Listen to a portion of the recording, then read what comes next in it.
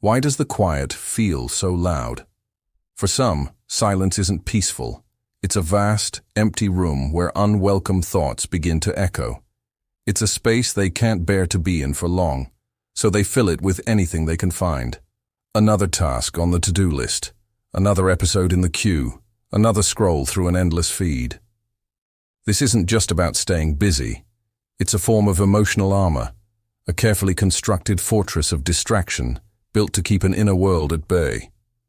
The signs are subtle, often disguised as ambition or a love for life.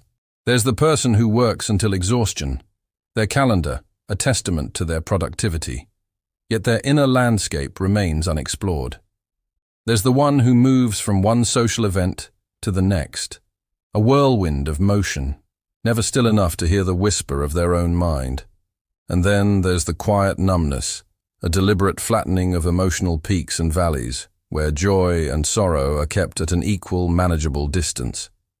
Behind this constant motion, a profound loneliness often festers.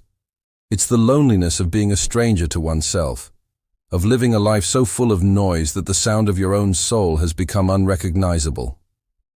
To understand this deep-seated impulse to run, we often have to travel back in time, to the childhood rooms we never truly left. These are not physical spaces, but emotional ones, preserved in memory. It's here that the habit of mental avoidance is often born. Imagine a child navigating a home where emotions are a storm, chaotic, unpredictable, and overwhelming. Or a home where feelings are dismissed, treated as inconveniences, or met with a cold, unnerving silence. Without guidance, without an adult to help them name and navigate the turbulent waters of their inner world, a child learns a powerful lesson. Feelings are unsafe. This isn't a flaw in their character, it's a survival instinct. When a young mind is flooded with emotions too big for it to process, it finds a way to shut them down. It learns that to feel is to be vulnerable, to be too much, or to risk inviting pain. Avoidance begins as a shield, a brilliant and necessary adaptation to an environment that offered no safe harbor for the heart. That fear, once a protector, hardens into a lifelong pattern. The belief that one's own mind is a dangerous place becomes a core truth, carried from the rooms of childhood into the complex landscapes of adult life.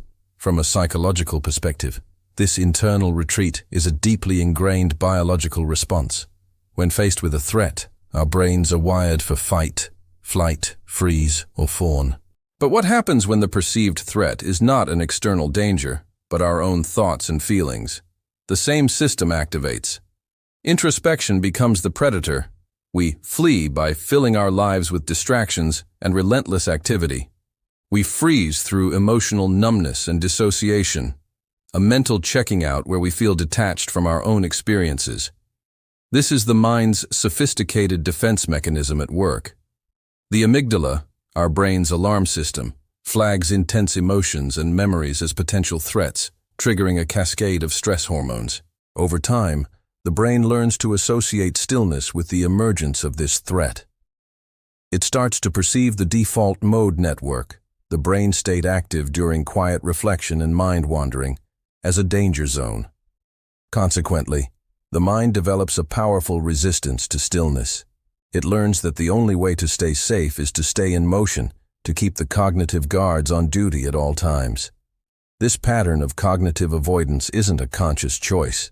It's an automated protective reflex carved into our neural pathways, a testament to how profoundly the brain works to shield us from what it has learned to perceive as unbearable pain. This creates a life lived in constant motion, a perpetual state of running from oneself. On the surface, it might look like strength, independence, or high-functioning productivity. But underneath the veneer of achievement lies a bone-deep exhaustion. It's the weariness of a marathon runner who never reaches a finish line, because the person they are racing is their own shadow. This relentless forward momentum is often a cover for a hollow sense of inner emptiness, a void that no amount of external validation can fill. The independence is a fortress built not to keep others out, but to keep the self locked in. There are moments, however, when the fortress walls tremble. In the dead of night, during a long drive, or in the shower. A stray thought, a forgotten memory, a wave of unexplained sadness almost breaks through the surface.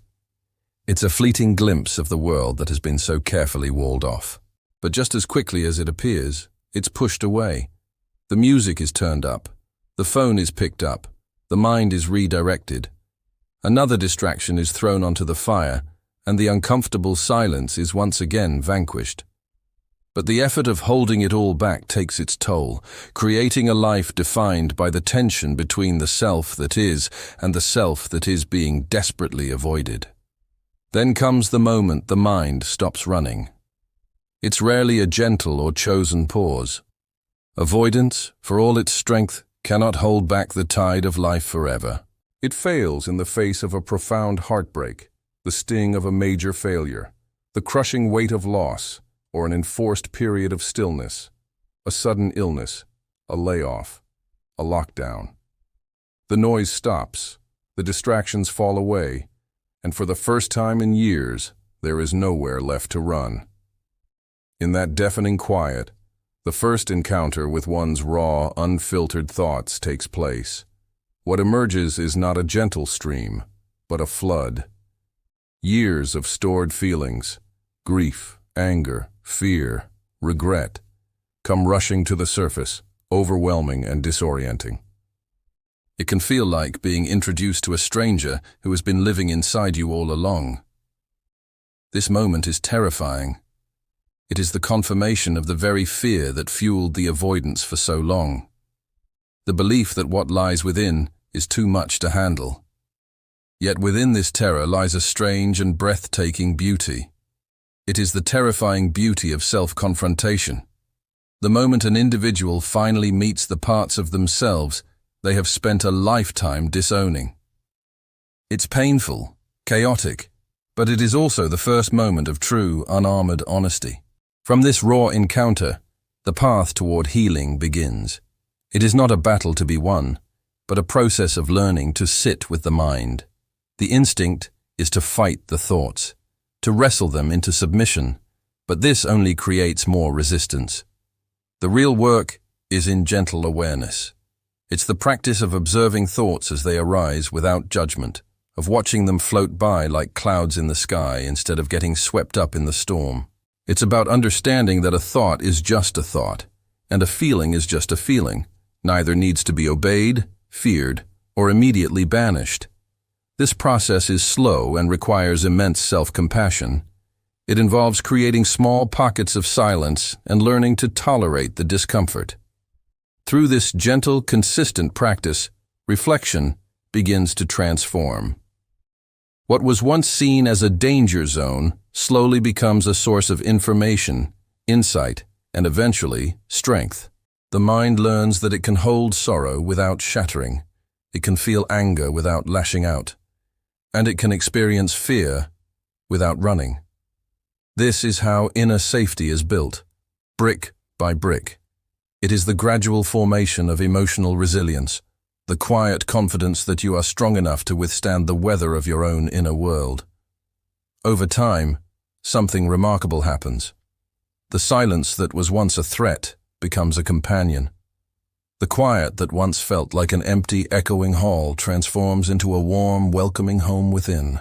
This is the profound peace that grows when you are no longer at war with your own mind. Solitude, once a trigger for suffocation and panic, begins to soften, offering a space for rest and replenishment. A life once defined by running becomes a life defined by the ability to rest in one's own presence. The person who spent decades in frantic motion learns the gentle art of being still. They discover that the thoughts and feelings they ran from were never monsters to be slain, but lost parts of themselves waiting to be heard, understood, and integrated. In this newfound stillness, they find not a prison, but a liberation. It is the freedom of no longer having to run, the quiet triumph of finally truly coming home to oneself.